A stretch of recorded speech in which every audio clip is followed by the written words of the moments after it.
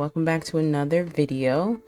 My name is Ariel and I'm a licensed mental health counselor for anybody that is new here. So today we are going to play a different game, which is Unpacking, which is basically literally what the name states. I'm just unpacking boxes in certain locations and setting them up, and then the game kind of tells me if it's in the right place, in the wrong place, and then you move on to the next location. It's a pretty casual game, but I like it because it doesn't require as much attention and I can get to the topic while also being able to play the game.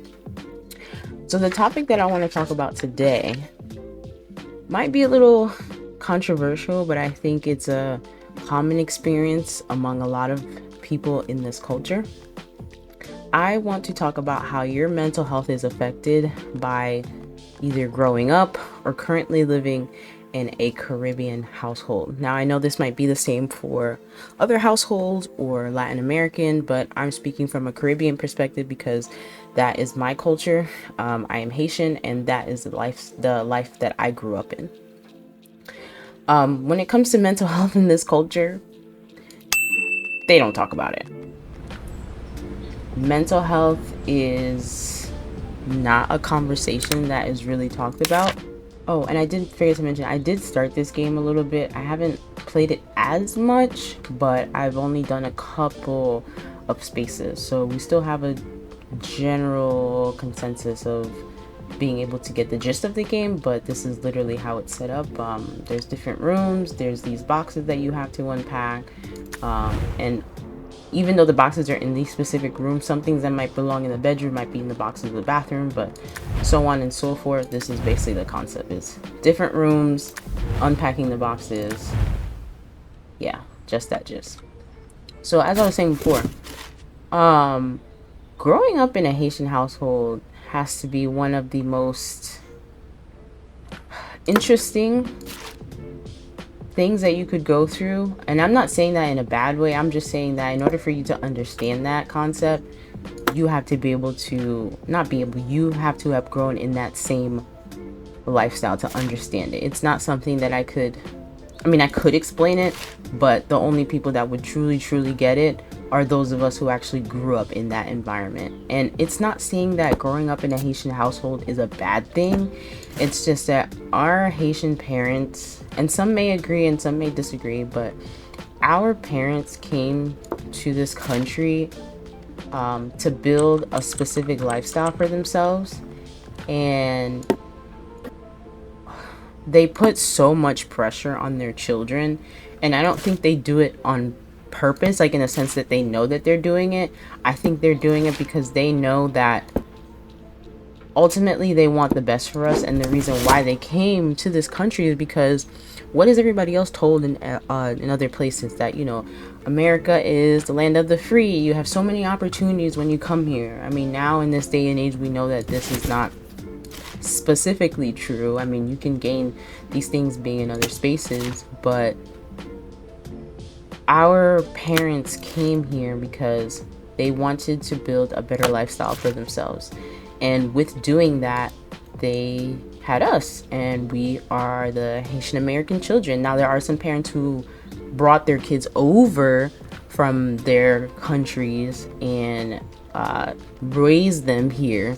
So they kind of have the gist of the Haitian culture in Haiti, and then also coming here into America and getting used to that culture. But they were little, so they grew up in that, and the parents are learning. But I say that to say that when it comes to growing up in a Caribbean household, there are certain things that you have to uphold. There are certain things that they want from you, and you don't have a choice but to do it. And it's not, I'm not saying it like it's in a bad thing. It's just that, especially in the Haitian culture, when I was growing up, it was school, it was church, and it was home. There was no hanging out at your friend's house. I mean, of course, we had neighbors and we hung out with them outside, but it wasn't like, Mom, I'm going to this and that person's house, I'll be back later type of situation. For me, it wasn't that easy. Like, your parents had to really know your friend. And even then, like, they were still even skeptical about that. Like, there weren't like sleepovers all the time, like you being able to just go to someone's house and do whatever. Like, that's not how it is. They were very strict when it came to those things. especially when it comes to schoolwork. For me, if your schoolwork wasn't done, you weren't able to go outside. Plain and simple. If your schoolwork was not done, you were not able to go outside. You had to finish that. And my mom was very, very strict when it came to those things. When it came to talking about feelings, was that a thing? No. You were just taught what to do and knew that you were supposed to go by it, but were we allowed to express that we were upset or we were sad, and our parents were going to help us with that?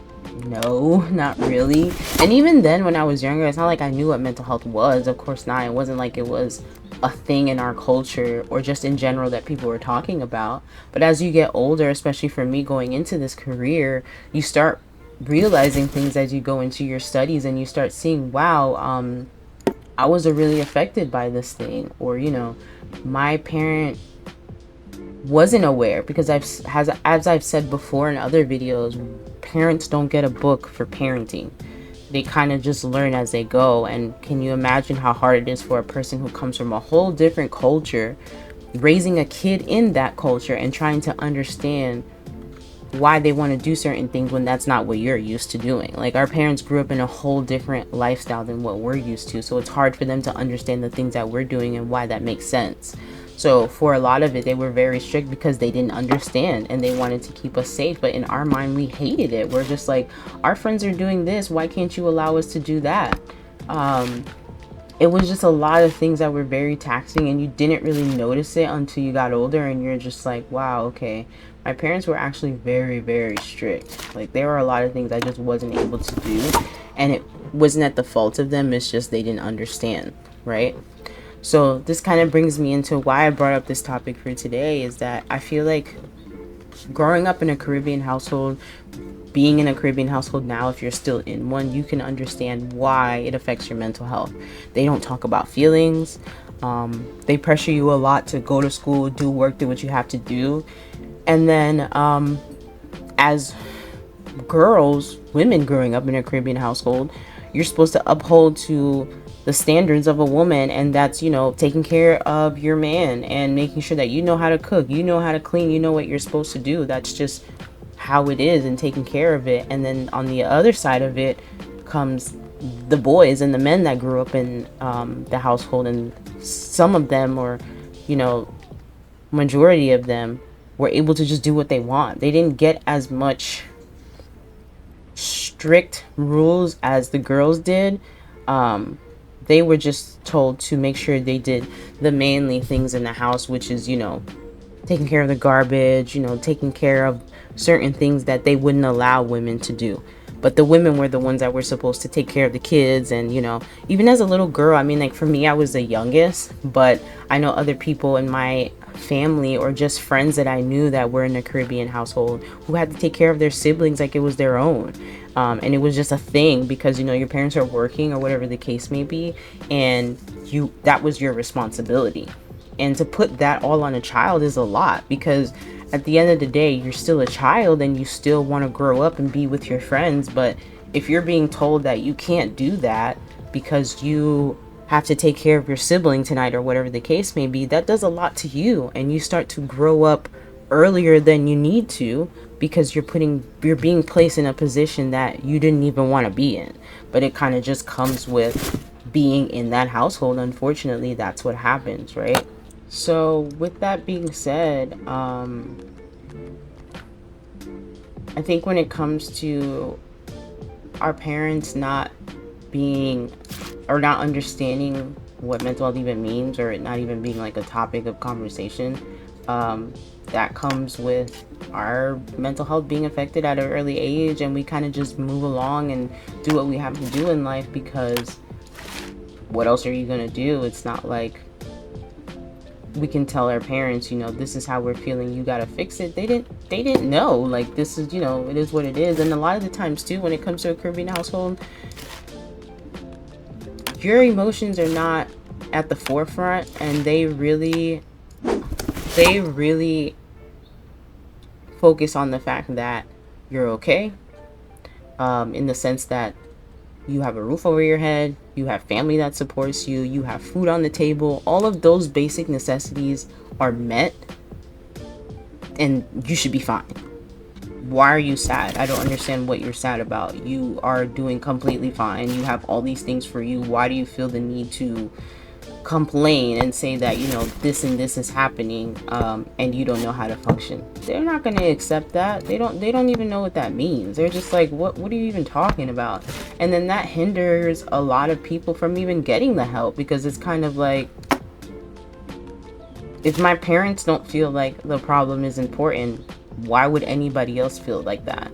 And then on top of that, you're kind of just like, I'm a kid, so at the same time, if I do reach out for help, it's going to go back to my parent, and the last thing I need is for them to be upset with me that I went and brought their business out to the school, out into the public. Because when it comes to this culture, they are very, very big on how they are perceived out there in the world.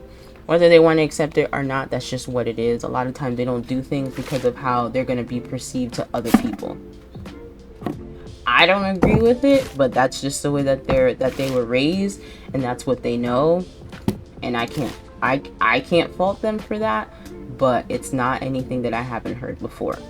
So, you know, it's just, I think now that we are getting into a different day and age, it's a different time now, and the old school style of parenting is kind of changing. Even with what you're seeing online, there's a lot of people that are going with the whole taking care of your kids and giving them that soft life, and, you know, not being so hard on your kids and learning how to communicate with them. Because at the end of the day, I really urge for people to understand that kids don't know everything. We're supposed to help teach them things while they're also attending school.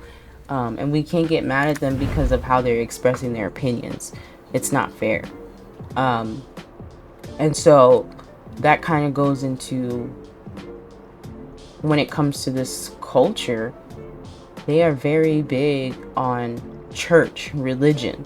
That is a big, big strength for them. And I'm not saying everyone, because not everybody falls into that category, but there is a big, big part of a lot of the Caribbean culture, and especially with the Haitian culture, is church is a very big part of it.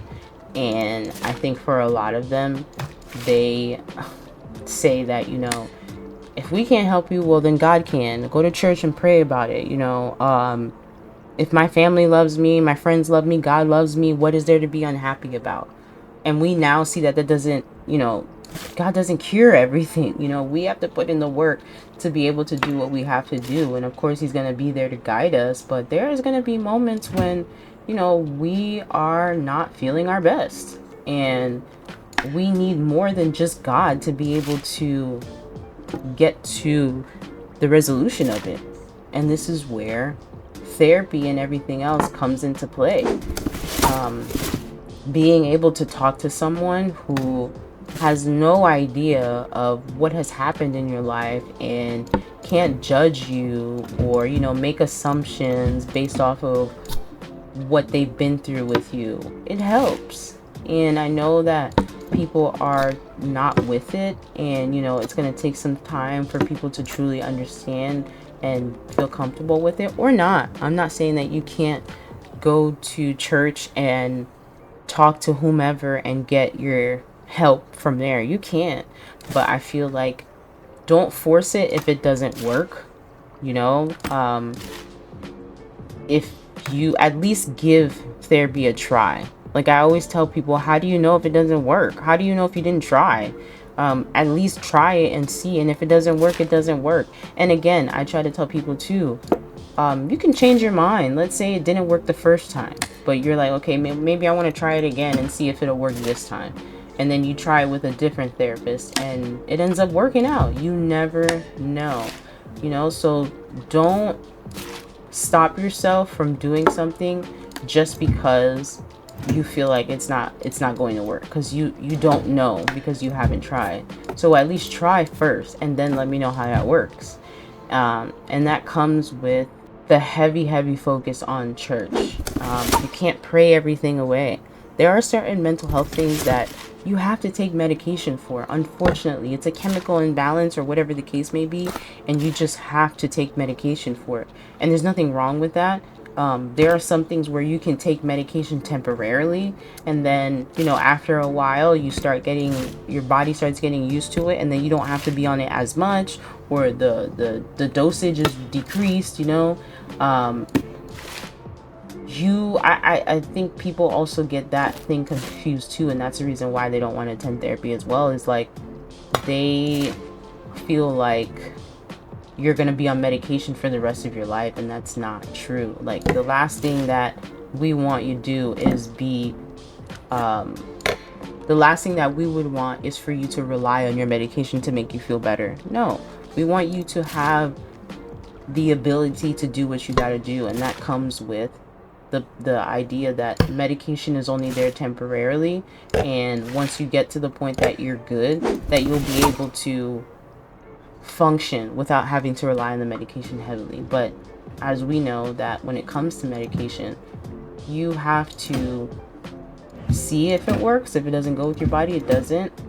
But a lot of times, a lot of disorders work better when taking medication. Like, sometimes excessive anxiety, I can give you all the coping skills, but if your anxiety is bad to the point that you're having constant panic attacks and things like that, then no, it's not going to get any better by continuously continuously doing all of these coping skills. It's not going to work. If anything, it's just it's prolonging it, and then you're just continuing to having those side effects. So I always let people know, at least try, because you never know, right? So I also want to state that, you know, when it comes to this culture, it seems as if they don't want to look at the bad. They want to focus on everything is good, everything is good. Focusing excessively on the positive can be very detrimental to you if it leads to you dismissing your emotions.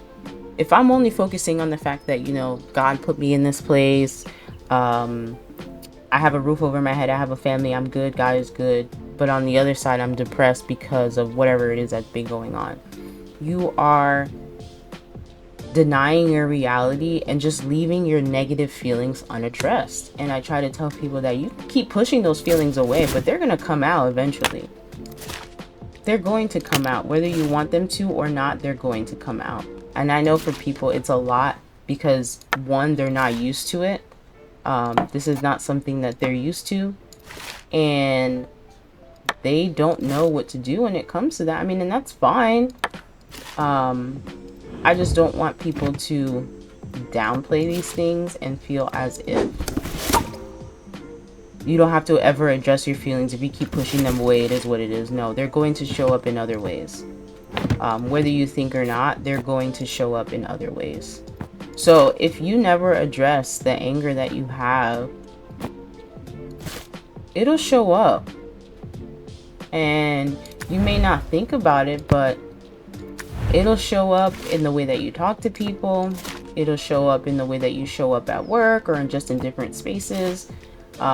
It'll definitely show up. So why not address it? Let's try and, you know, change that stigma and be different, you know, and change the narrative. Mental health is not discussed in the Caribbean culture unless it affects someone's daily living, and even then it takes a lot for them to recognize it, because a lot of them feel like accepting this would bring a lot of attention to them, and they get those negative responses from people. They may or may not, but that's how they perceive it. And I've seen this before where, you know, people don't want to be put out in that certain way. Like, I remember growing up and having a family member who clearly had mental health issues, you know, and you would ask questions about it and the family would deny, and they'd be like, what are you talking about? That person's completely fine. You're just like, there's nothing wrong, you know, with acknowledging that this person needs a little help. But for them, it's just like, we would rather not acknowledge that when it comes to those things, because it'll bring too much attention to us and people will judge us, and nobody wants to go through that that, you know, judgment. And it's just like, okay, so we would rather the person sit there and, you know, we clearly see that there's some mental health issues going on there, but we don't want to address it because we don't want to feel embarrassed. So now the person's mental health is put to the side, or where the case may be, or we prolong it, which makes it even worse depending on what the disorder is, and it doesn't help at all. And I think that's where the issue is. I read in a study, it says that there is more than 70% of people in Caribbean countries who need mental help but don't care to receive it. And the reason why they don't care to receive is because, one, they don't want anybody in their business. That's their perceived notion, is that when I go talk to somebody, they're all up in my business. They're going to tell everyone. I don't want anybody to know that, which is not true, which I addressed in the other video if you're going to go back and listen to that. Us as therapists are not allowed to tell people your information, whether you want to believe that or not. I don't want to speak for everyone, but majority of us are not going to go and tell your business to other people just for the sake of gossip. It's not going to happen. So instead of them getting the help that they need, they don't want to get it because they don't feel like it's as important. There are other things that they need to worry about, and they don't want a random person in their business, which I can completely understand. And this is why I said in my other video that we are now in a day and age that you can get a therapist who looks like you, has been through the same experience as you, and can truly understand what you're saying, so that you don't feel like you're just talking to some random person. Like, no, there are therapists who understand you, or, you know, will take the time to understand you, and you can feel more comfortable because they look like you, because they, you know, they're from the same place as you, or whatever the case may be, or they took the time to truly understand that specific culture or whatever you grew up in, and you feel comfortable with it. I just want people to understand that just because what you've seen in the past is what therapy is not what it is now.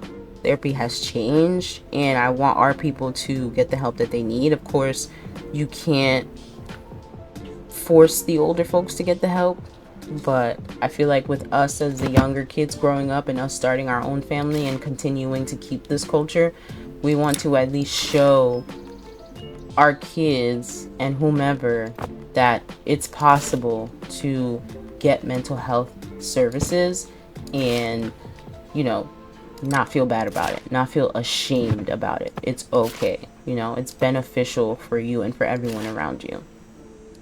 So the two main disorders that I see that comes up in our culture, a lot of depression, a lot of anxiety. Depression, anxiety has definitely risen since 2020, since the pandemic, especially now with all the different stuff happening in all the other countries, the economic status for everybody. Everybody is, you know, going through a lot of things right now financially, and especially with all the different natural disasters. We just had an earthquake the other day in New York. You know, the solar eclipse is tomorrow.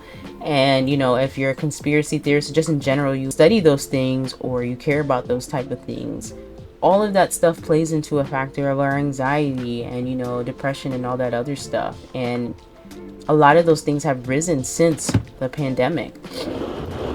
And a lot of people have honestly, I feel like, have neglected their mental health. And I'm not saying that's at the fault of they don't want to. I just think a lot of people feel like as of right now, a lot of things are more important. You know, how am I going to survive? How am I going to be able to get through the next day if I'm using the last money that I have to go to therapy? I can't fault them for that. It sucks. But that's just the state that we're in right now, that people are just barely making it by, and they're trying to pick and choose what is going to be more important for them. So I completely get it. But that goes back to what I was saying, that depression and anxiety is very high in the Caribbean culture, especially anxiety. As a child, growing up in a Caribbean household, you struggle to talk about yourself and your problems. That's the last thing that your parents want to hear, like I said before.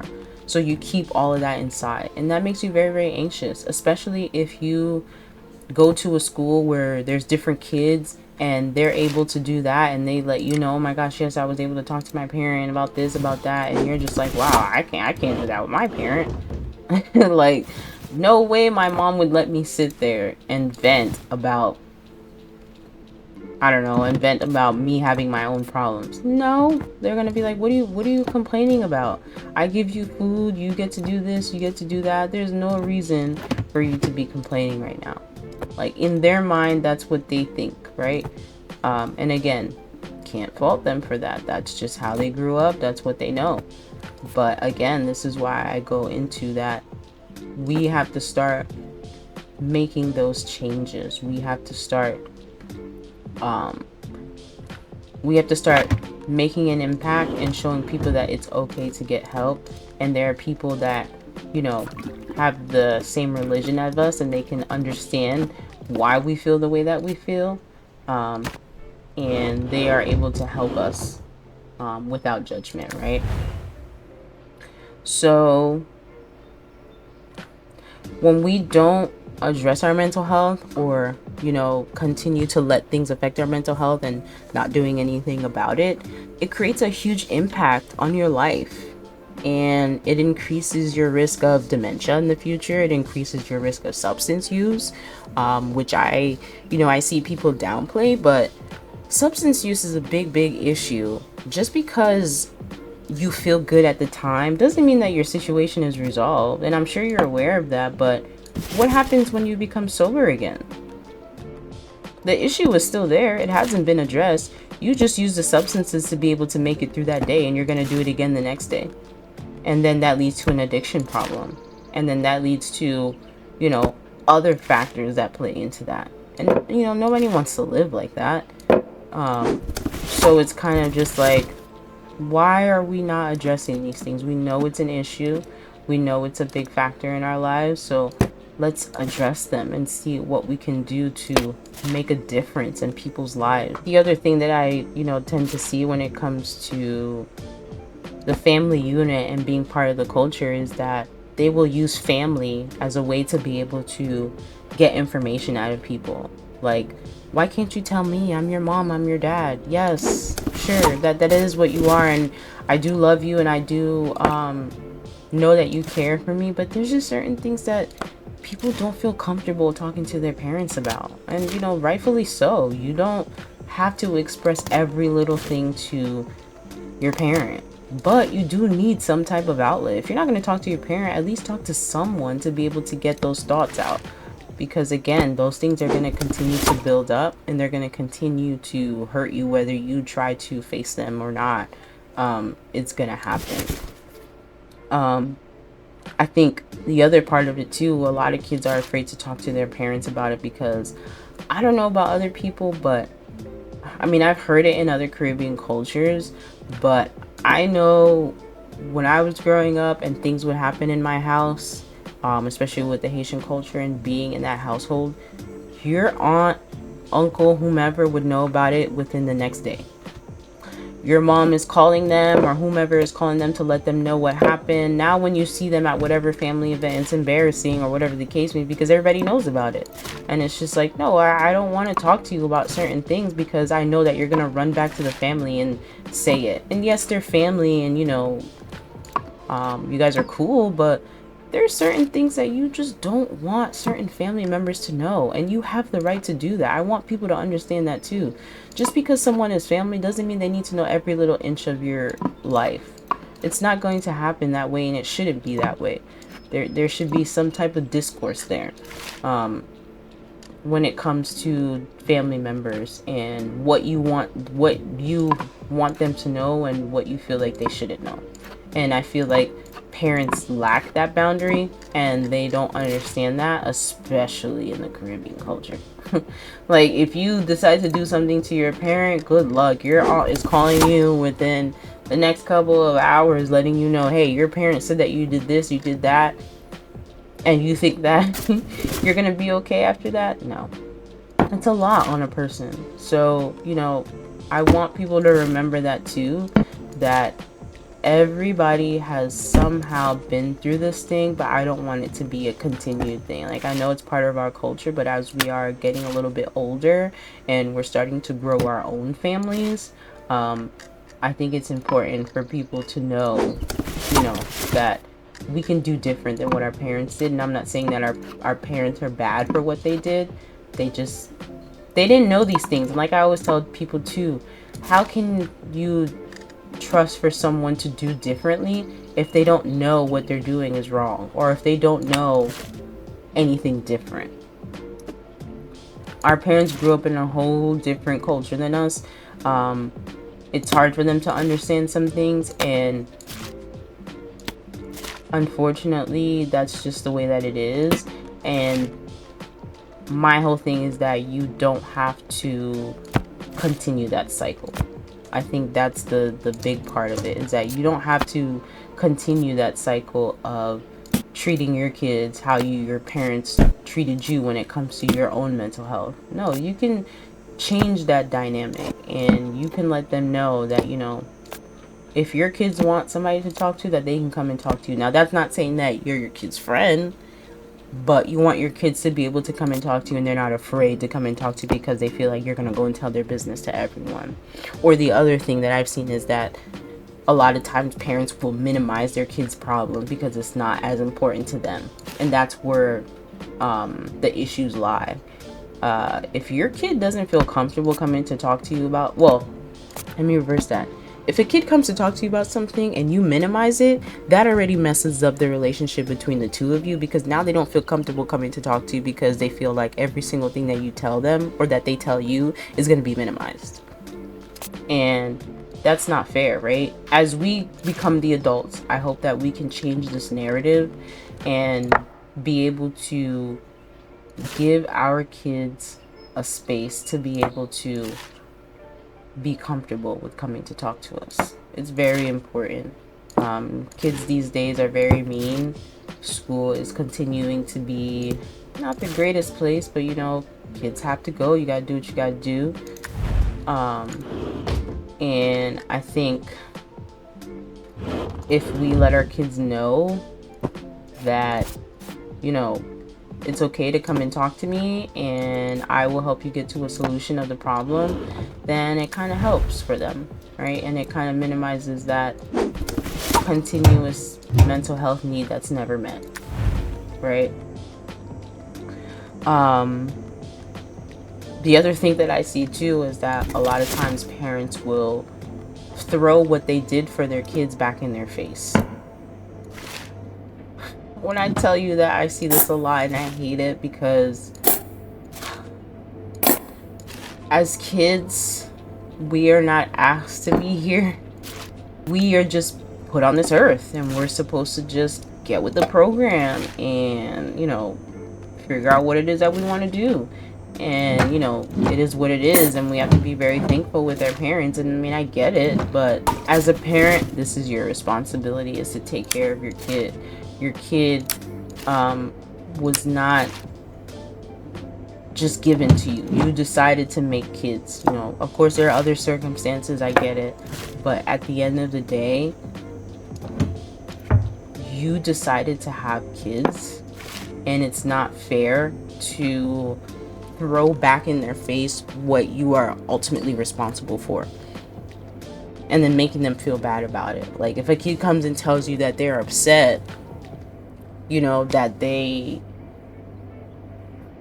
don't have the latest gaming system or clothing items that other kids have, and then you throw back in their face like, well, I spend my last dollar on buying you shoes and blah blah blah. And it's like, yeah, I get that, but kids don't understand that concept, so you kind of have to explain it to them. Like, I understand that you're upset, but as of right now, financially, we can't do that.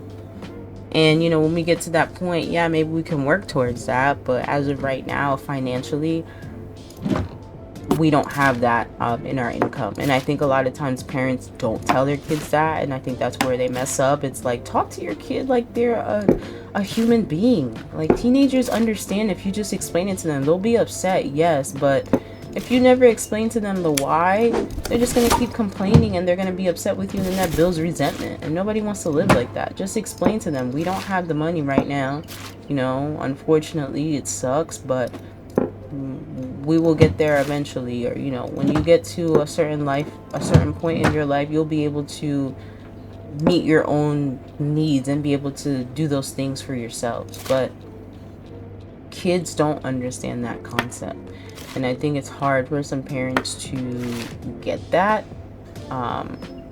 or maybe not hard for them to get, but they just don't see a reason in explaining that to their kids, and I think that's where they mess up.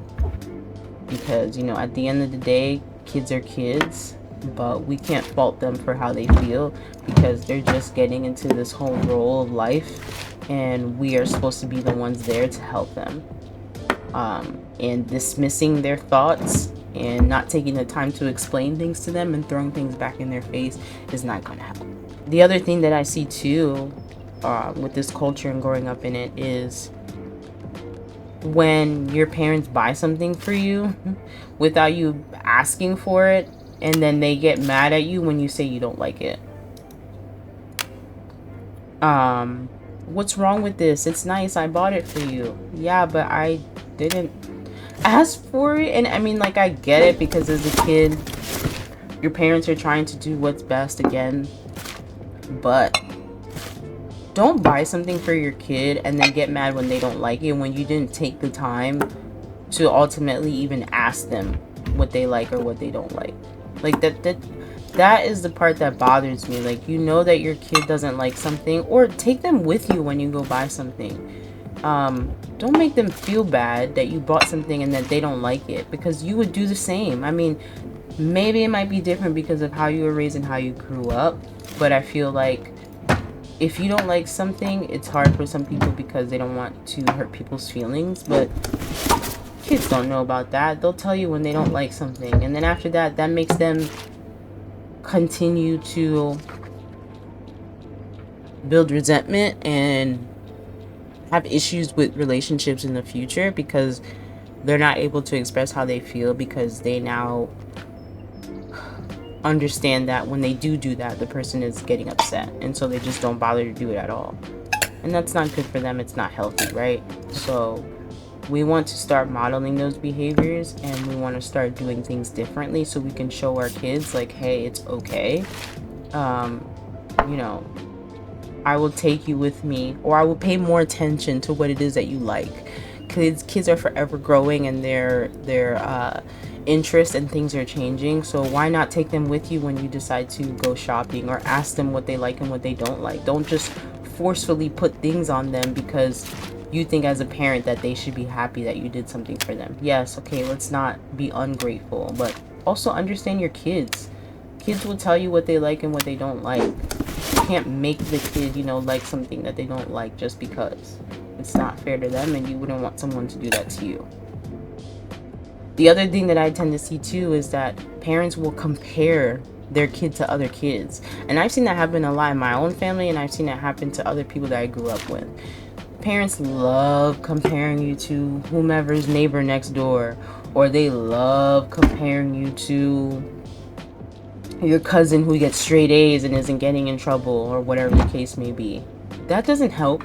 It lowers their self-esteem. And for the parent, and they think that, you know, this is a good thing for you to be able to model off of, and, you know, you should be like this person, whatever. No, if anything, it creates insecurity, self-esteem issues, jealousy, and then it makes you feel like you're just not good enough, and that doesn't help. It doesn't make anybody feel good. So stop comparing your kids to the next kid because you feel like you're giving them an example. I'm gonna tell you from here, it doesn't feel good as a kid to be compared to your neighbor or whatever. And then it makes you look at the kid differently, and it wasn't even the kid's fault. It was the parent that decided to compare you to the kid, and now you're looking at the kid like, yeah. So let's break away from that, and let's try, you know, making a difference when it comes to those things, and, you know, not putting our kids in that type of dilemma when it comes to with other kids. Like, I don't want kids to feel like, you know, they're less than because their neighbor is doing this or doing that. Each kid's thing is different, and that should be okay. Now, that also goes into when you're having conversations with kids about their future, and a lot of times in Caribbean households, they are very strict on what they want for the future. They want you to be a doctor, they want you to be a nurse, they want you to be a lawyer. That's it. Anything else that you mention outside of that, they're looking at you like you're crazy. Those things don't make money. That's not job security. What does that look like? A lot of times it takes for you to push through all that negative feedback that you're getting from them to get into that profession or to whatever it is that you want to do, for them to see that, oh, okay, this is a good profession and this person is making money and they're happy. Because ultimately to them, it doesn't matter about your happiness. They want you to be able to have a good job, to pay the bills, and to make sure that you have that job security. But for us, we know that we want a job that's going to make us happy, especially now in this day and age, 2024. There's so many different jobs out there. People are not going to school like they used to. College is on the back burner. People don't want that debt. You know, there are some people that are still taking that route, but there are other people that are trying to be more creative. There's more content creators, there's more influencers. These people are now making these jobs into careers. And for our parents, that's different. Even with me getting on YouTube and doing all of this, for my own family and just in general, they're just like, whoa, you're putting your whole entire business out there? And it's like, no, I mean, there are some people who do, but at the same time, I'm doing this from an educational standpoint, and this is part of my career and what I enjoy doing. But it also gives me that creative outlet to do that. And, you know, until they see that these things are actually producing what you're saying, they're not going to be as outgoing and as positive for it as they would for anything else, unfortunately. And again, that comes with how they grew up. And now I'm saying this to us as we become the future adults. Let's change that narrative. Let's push into the things that our kids want to do starting from a young age. If my kid wants to go do baseball, I'm going to go do baseball with them, even though I don't really like baseball. If they want to change their mind, they say, I don't want to do baseball no more, I want to try basketball. Okay, let's change it to that. If they get to high school and they don't want to do sports anymore and they decided to change to art and that's what they want to go into, let your kids have that freedom and to be able to do those things. When you stunt that and you don't let them do that, it creates a lot of anger within themselves, and it's not fair for them. At least let them go and try and do it, right? Downplaying or not approving of the things that your kids are doing because you don't understand it, doesn't help them, and it doesn't produce positive results. Money can't hide resentment and misery. Because you get into a job and you're making a lot of money, if you're not happy, it's not going to be beneficial for you. You're going to go into a job every day that you don't like, and nobody wants to do that. I tell kids this all the time. I tell people this all the time. You don't want to be in a job that you don't like and you hate going there every day. I mean, in regards to money, yes, we have to make money. We have to be able to do the things that we have to do. But you want to make sure that you are in a job that you enjoy, or at least working toward what you want to work towards. Like, when we are starting out in jobs, we don't have the experience, right? So we're just working because we need the money. So why not, while you're doing that, on the side of it, work on the things that you want to get to, so that way in the future you can leave that job that you're making the money from and go into the career that you want. And we need our parents and our family to be behind us to provide that support. And I think that's where the change comes into it, right? So as we talk about mental health when it comes to our cultures, I want us to start making a difference. And just a side note, while I'm talking about this, so it's now flashing red, just a little red right here and here.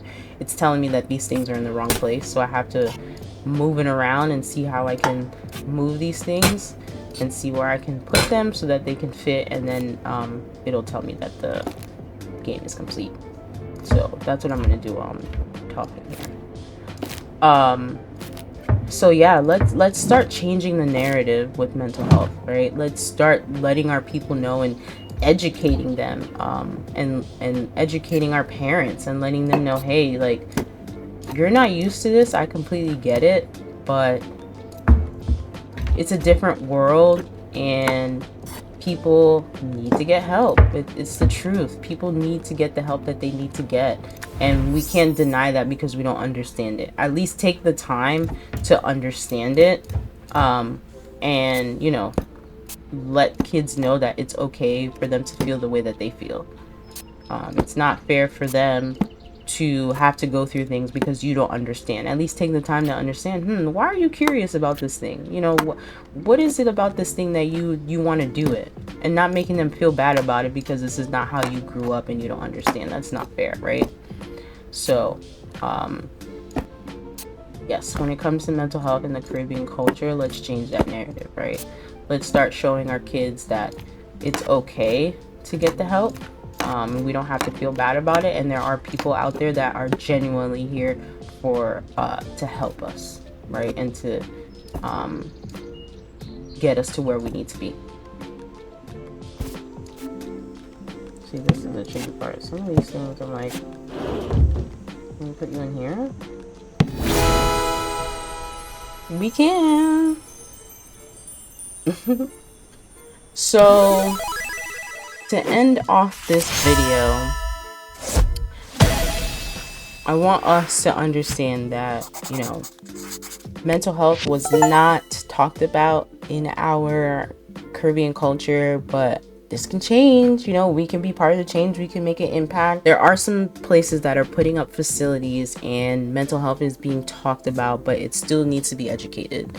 I'm still trying to educate people. I'm still trying to educate my own family as to why this thing is important and start making a difference, you know, and stop hiding those mental health issues and the people who have those disorders. You know, let's start putting away our pride and start getting the help that we need and understanding that this help is important and it's not going to stop us from being the people that we are and having the family that we have and getting to the places that we want to be, right? Let's address those things and stop trying to pray it away, you know, stop trying to only focus on the positive and ignore the negative. None of those things are beneficial. Let's start making a difference and start creating an impact with this thing and start putting mental health at the forefront, no matter what the culture is, but especially in the Caribbean culture. Let's start making the difference, right? Yeah. And again, thank you guys for watching. Please continue to comment, give me feedback, and, you know, letting me know what you would like for me to touch on. You know, I have a list of things that I continue to write about that I would love to make videos about, but I wouldn't mind people letting me know what they would want to get information on. So yes, I will continue to put out the content like I've been saying and like I've been doing, and I will see you guys in the next video. Bye.